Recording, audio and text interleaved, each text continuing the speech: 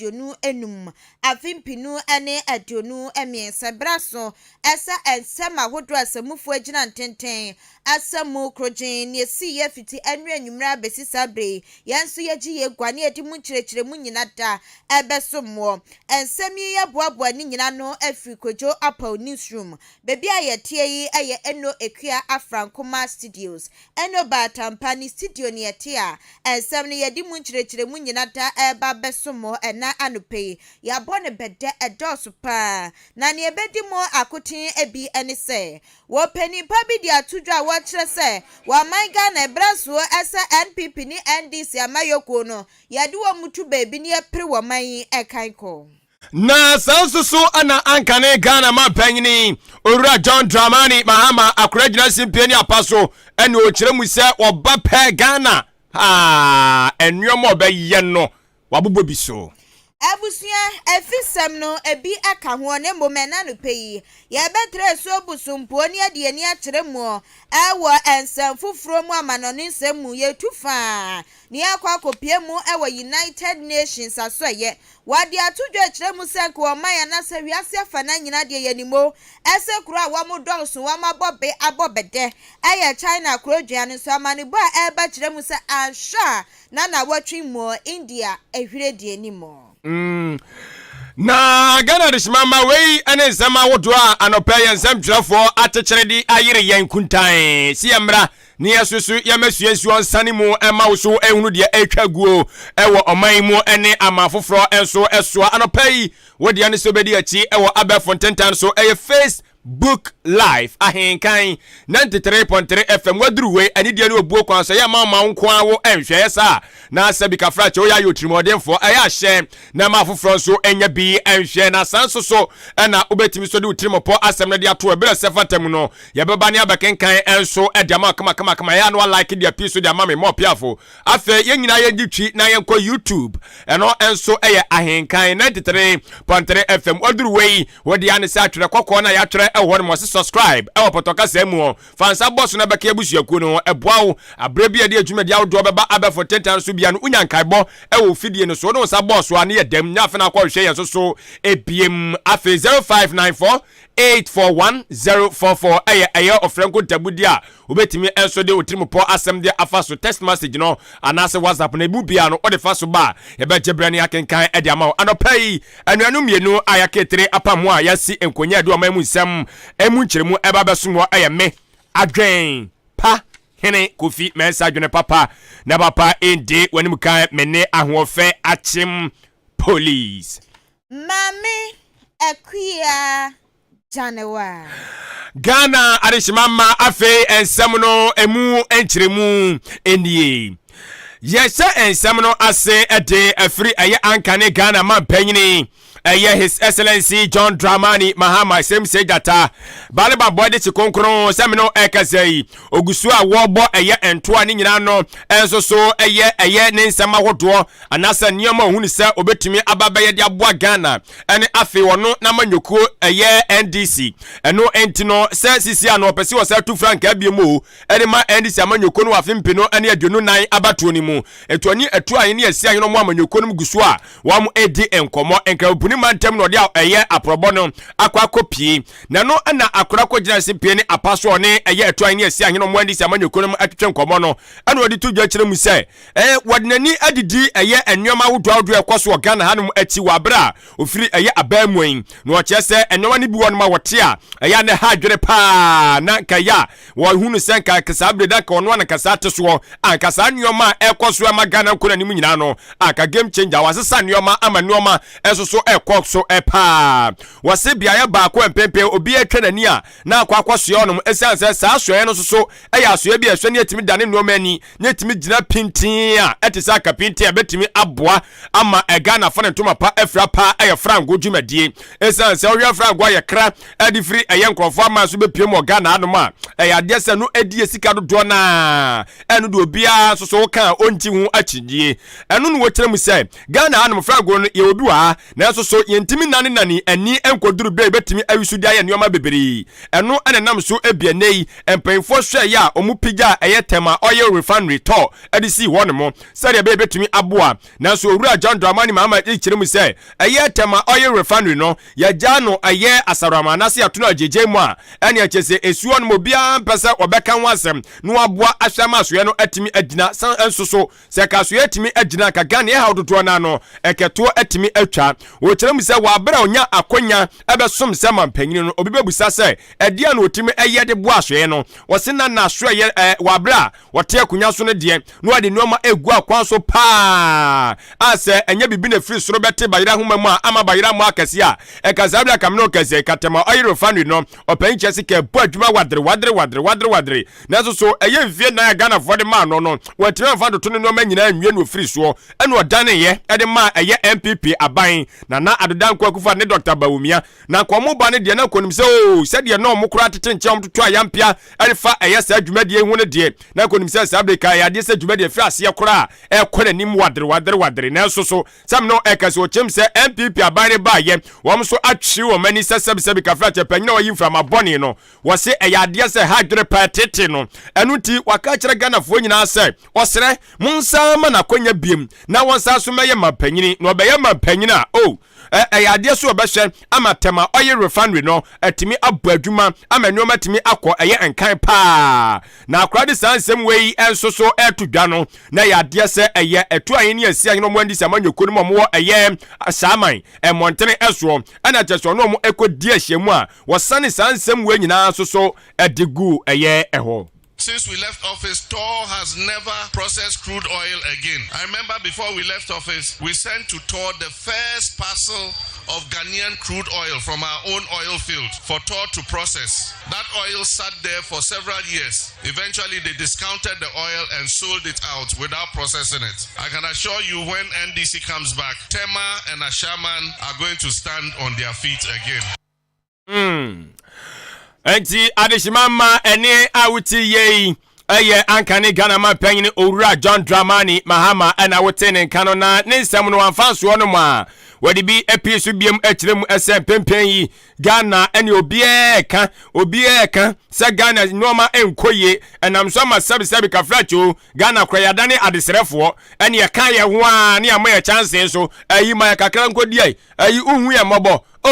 fire kai chaye ne sa era Ghana sisi ye echa pankwa ne nam ne ye pa ena o se we nya nim guase nie enwoma hodo obo ade de ammo ma konko Ghana pa yi achi ne esan so nam esresre na ebo ya brobosia ne ntimi ntua ne esresre fa nche ye de a opanche se nim guase ne wa se Ghana fo nyina bose nyame ya dom na aja wode enkwa chaye na 2024 ye tinkwam na ye koto aba na wodi enkunimu pe wo se Ghana sanso be sole gina na mo so biem ene nyuma be kwosoa timi akonanim amenoma enso so aye kama oteso so eto a MPP aba so de agu Ghana fo so wa bre na kro nyuma ntimi entintim a wo se ne nyina ya de a etete ne pa NDC for yesemo beje mobo if we say ye kan ye na yentie they say futu wo ho yen sakra nipa adjacent sorry. And so the people of Ghana are going through suffering, and NDC is the only viable alternative that can relieve the people from what they're going through. And so we're all going to work very hard so that we can bring Ghana back on its feet.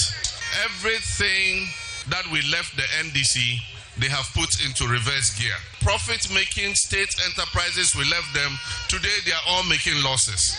Investors are leaving Ghana and going to Cote d'Ivoire and to Togo and other places. And that is because the business environment in Ghana has deteriorated. The taxes have been piled onto the businesses. And when I mean the businessmen, they complain. They say we are willing to pay taxes. But we are willing to pay taxes if we do business. You are taxing us before profit. You take withholding tax, you tax our production. And so Ghana is becoming a poor place for doing business. So everybody is migrating.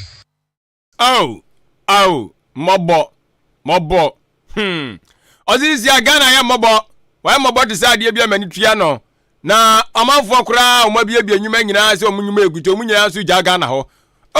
My goodness. Wey aye ankane Ghana man penyini ora aye John Dramani Mahama same say jata bale bambo de hye na no pay ene nani abre ne ho suyi na de na wahunu Today Tuesday abna ni abna abna ya tade abna bonyum pa ma bre pam ma bre mi pam abna ya tade abna bonyum sumi yekia oh okay bekia se de bonyum e de bonyum yekia donkwe o te se ma bra me ma mi gwada kwam kra ma mi bibi ni ansa ya music fund de o kan ya be ma wonyum Ebusia Yatwa and Semneswana, Executive Director, Awada Institute for Democratic Governance Annual, Dr. Emmanuel Akwete, Wopenisu din Sama to Joe no watcher say, and Eusha and this Yamayo Kona, one more fruits in Pieniapa, and Yampia, one betra, one more to Suswa, and Pipia Mayoko, ya betra manua matra manua more. Was a sape pepe ana MPP Amayoko was not my okono sono. Wamusunya kwenya kwa fruits in pienia pa, wamuso ayampia. Wambetra mani and this Amayoko ni san watcher say. And this in NPP Amayoko in your Ghana. Ye fiso wamusha ye no. Ya so wamasha ebrebia wamubaswa. The same decrement and some crona and wamuba wamubeka. And some wamuba ya wambeka ye wase. Fufrobia memo. And this ibania wamo ken one wamoka. And pipi Amayoko ne so bania wamo beye. And one wamo ebabe a watches and sama you kwa mienui. Wamoka wubien wamaye timin kwankai. Wamoka wubien a brebia wamaigan and yet say. Ya kwa ye chikwa ye chasa ni adia huma asu ya naino. And to wamu timija and ye prim pumptron ye kwa du baby anatasa huma wama sasum na wama tria bechire. And to a chasa sama yokwa kasie mienu e wa maimo. E kwa ya wamu faswa aya mayosam no. E ka wubien wamayin timi entumpon. Akuya so wobia ba wapre hone ne die wobia prene kan kwantu amoba wamu fa wamayin kan kwansu wameni so wamu bottom ni wamebusua die ana wamu dwen wo enti wachira se no kan bi pa ana wamayin timi enkwan kan ne kasa yemu ana wache se Ghana wamayin Ghana ni mu adehye kayen kwa de ankempumtro de ankiyepeo kayen kwa de ne empumtro ekoso wa aman hodo so bi koso wo man mu na ka obi ani age eso nam NDC ane NPP Amayoko mienu yi ekwaya wa mu faso aya amanyosem ekwaya wa mu frusi piani apak woso wa mu gina so no na nka ne sama woso wa mu di tudwa aya ne beboa ama omaye tumpon na beboa ama omai Ghana kan kwa SCP anya nu ne wa mu ye o ayampi ato wa ma to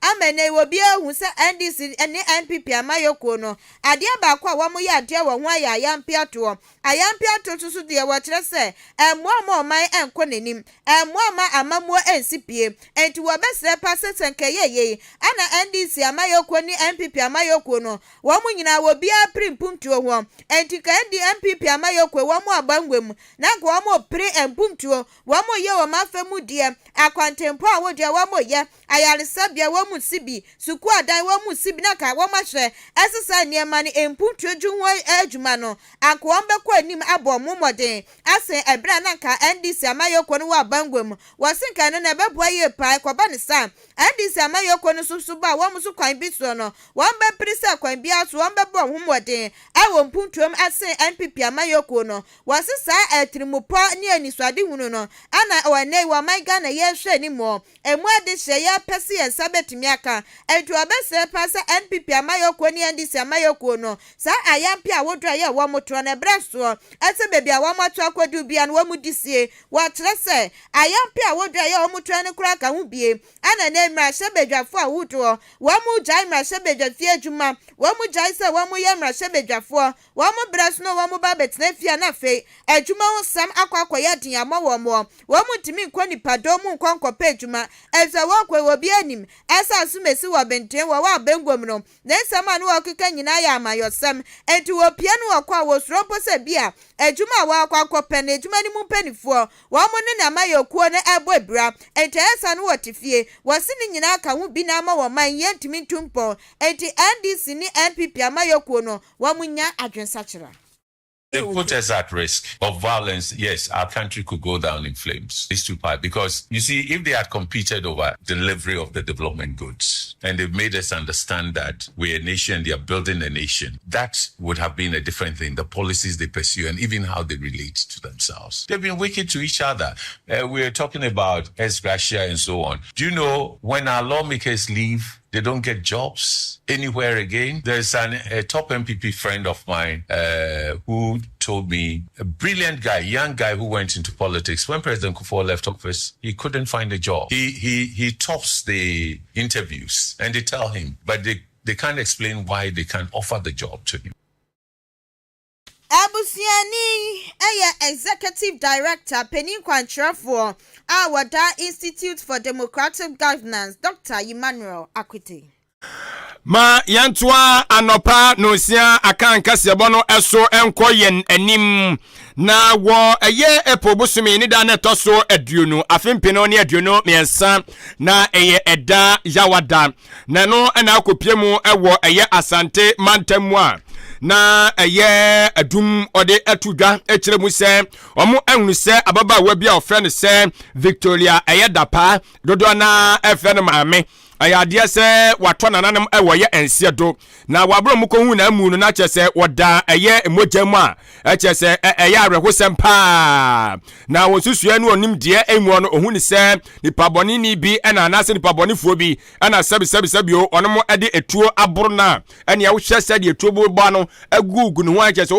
otutuo ni be se ni prenum so ansa na eye maame adwoa ojemu ato nananam ewoye ensiedo na we nam so kra ma apresifo nhwemu betodwa ese eye omu susu se omu ankasa enua ba ko a ono beka so yo police ni na adi sebi kafra che onyina mo ho sem ayi na no na che se onom edidin atudwa mu chem se ye wura ye friend se Ahmed Chumasi a ono police inspector na ekoba ne sa ne pe na krachi di ne ho kan wura otido wona ekro no na sa onim se odware nyankopon a wo hye na se odwane na muromu a no nano ene afigase eno se kire eno ben eye afigase wa santimantem wo ena okobutu ya na cheso wo bɔ ne ho adwa ena police fo so enam kotikwa so kakra wo munim die kwa so omonsa koso ne pa chi se kua acheso madoa na sisiam no kasei ori ayi wakodi seseme ewo eye apolice fo enso so akachi na eno enam so ebi ama Ahenkan Kasiebo ye ne Ghana fo twetwe nkomo ne ebusi omse na die kura mpo na chese bebo obi trim ese sebi mpraduasa wono ankasa esanse eye ababa wa friend se maame adwai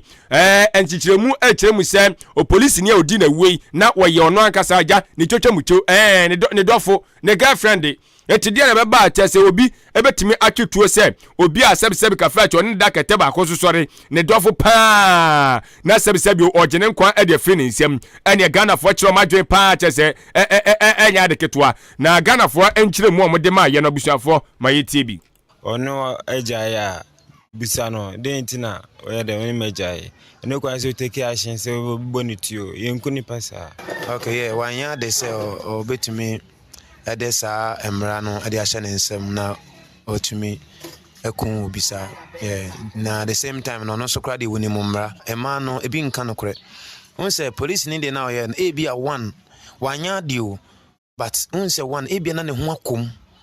ebia na skebi anase ebia waye japadi bi kra de head about de man because one dey meeting something ka ne former boy bi kra bebe fana ko outside nti se be man so hwe bi aspeni bi was spend wo ho a enem so no so anya botra o de ye de bad o de ye santi no e man nso enya disua femfiri sa de no we no ya disua ade bi esi for sale enipa be de bad be nya bibi asua ade afiri mu ye me man na ya sorting ni obi se ni ye fentua hofo ba sir cry be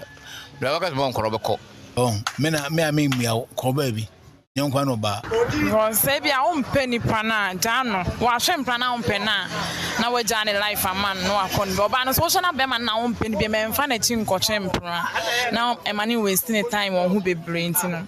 Sometimes the obe man ye ne nya oba no so de ono so ye no so enye. Yes, ne de efun de fo. Where they were kuno, na man so ye hadwin, near where ye may in so. Ye pay yourself a fair day, but I went away in the 3 year, ye ran a TikTok here. Sasa never been to a man, why I want to grab on in a band, your munya non ton baby. Ghana adeshimama wei aya Ghana for adwenkyere ana wono ma kyere no ukodi udo na ebuka osinwa akobu obi kwasia si ubu okoto kwasia nyagobọ hwe oto wate na akobu nu kwasia na sa atia fa ozo a mam no gaza si sa osi nya na beba no nwene no ho ngosi nya beba no nwene no ho ukobu nu kwasia odo ate watutwi papa isa ma wabudo ama osei ozo beja no wakwa bridge Sani edo. Nti we na we ku obey ni de no e broken heart na e usu. Esi we be broken heart. Wa ware nsu ne yere ne police ni no. Ne yere se wona wo. Omutimi chate saa woni ne yere da honum no. No ne guy ne chate saa ma ni timi bo anadwo be se 1. Donko nom da so chate. Nti maame se oba na se na yi. Ti we kra maame ne konya obeye. Ba ha dwene areho nkwan mu ayede hangwam na si obi apo dwan ya wu no na obi so nkwan mu ayede ba areho na police ni so de o police ni de na wo hye tuntum ya wo tisi kwan mu a ai ma be hye obi na bi ni wa ware mfu ma be na ne de wo de nware kura na hye tuntum na tisi mu a na mo de ma ho ye mo na Ebusianti anunu ni adaya kwaso ya ni piti yamfa wadwenkyere entwa eso ye wi aye tufa akopie mu ewa United Nations asweye na we ade ne dia ba fedal edifita di kwesimintin ana wode aba wose wonimonyamfo Edmond Che wanu ana sebetimi aboa ma bibia kwanka ogidie wonimu pase se bampumtuo dia ene papa no wanu ana ne wo betimi aboa de hye awomo ewo eye asokwa abato mpeso aso nti wo sere wo mu ese bre ne so a 2024 womo kwa akoto abana womo nto ema ye wonimonyamfo Edmond Che na wontimi mu asokwa ne potem ne womo so entumpon fidelity a wote eba ye no Bedman Asare edine di aba was good morning Ahenkan FM ya jusu eye papa ya jusu ya ma good morning was share live every achim oda ono so dia wode eba ye no wo hini kofi edine di aba was good morning Ahenkan FM ya jusu na no pe was ene eye bnadanti ne bnade wo cha Ahenkan FM ahwefo ene atiefo nyina wo cha ye papa ne mom no enchi asron konkoma wonimonyamfo doctor Owusu Efriye Akuto was the incoming president of the Republic of Ghana, breaking the 8 ne betimi abemua na Dr. Owusu Efriye Akuto wanu kwa ane betimi amenu so etimi abem tiyantwa bane emmanuel Ken Kwejo edene die aba wanu say good morning ye josu ye pa wo share live every kwada so na wo say ebe se mfinhia no aduonum bi etwemu no papa bi ba ye di ada no so wo kya me bafo akoto NPP amayoko no mo boa ye pan ebuo na wo buo di mo wo bi afetu mo achedwuma so na wo bo no ho emodin ye pan na sa papa yi anani nyankopon hira ne papa ma ye di ada no so ene doctor Owusu Efriye Akoto enti bra so se wonu so timidi wo man so na breaking the 8 no eso etimi bemuma NPP amayoko no enti Ken Kwejo edi awote eba ye no na ebuso ye mfensi na ye fa yanto asem no eso Ebusia ya tuatwa ye tufa ye kwakopie mu United Nations asweye na wiase afa na nyina ye nimo se woka kura wa modododoso emu nipa edoso pa dia wuntimi nkanya wo man China mu nipa doso ye papa pantino wiase afa na nyina the world largest population obi anim se eye China na ene amane bone nkrata wodo every United Nations asweye ababetodwe kiremu se sane ye nim se nka China wamo na wamo doso no wo chese nsakaye bi ya bemu na ensacha na ya bemu no wo kire se ene India kokopie mo India ni mu anipa wamo ya doso asen China krodua no wase na ewu kikan India kronum mu nipa wamu a wo kinkan wa maako mienu miensa wo ka wamu nyina ebomu a wambia se wo pepe ne ba kwa se wamu guso a wamo eko manim enu nti United Nations ade atodwe kire se anhwa na watwea ye wami se ne ade achi ade sa ma edodo na ekwa wo so wamo kwakwo ene sabre krampo wo bi da wo mpa so ene chimchim wo ye bie e wo China China krodwa ne so enti wose na watwin kwa na wie ye de na hwa China krodwa no emu nipa akonanim asen ne ewo India krodwa ne mom emu nipa adosom asen wo mo ewo China no na amanbo ne ba na wo kire se enye wo mo kwa na ne wo mo tena se de saman boy ba mountain so Asian nation so aba ade aba betudwa wo mu kyeremu se entwan kosi busumi awie ye no na enipa wo mo wo India no wo mo dodo akosoro ese ne wo China ninti no busumi enko na wie ne ye ka world largest population a enya de betimi abo China din biem ne mbom no na akwakoye India ne emu enipa na amanebo no sanso kyeremu se kwakoye sa afibia enko na wie ye no na China krodwa no wo mo so tia ne se ete wo mo so tia matsegusu a etinti no wo mo so animo ese entwan kosi sa afi su bekọ na wie ye no na chesa China nipa bia se 1 billion ana ne wo mafiri krodwa animo abia na wo mo ato ananan mo ewonse adi ntukoba ne saso tia na tse enipa no wo mo so tia na ete wo mo so te ne so no na India krodwa ne so won so wo mo ebo mo madin ye pane ma wo mo ewo no eno so atimi akonanim a ekiremu se na watwi enko na wie ye no so ye busumi awie ye no na India krodwa no emu nipa wo mo abro China edie eso yawie on mami yuwe na yanko abusia ya de si asore so na ma chijumedie no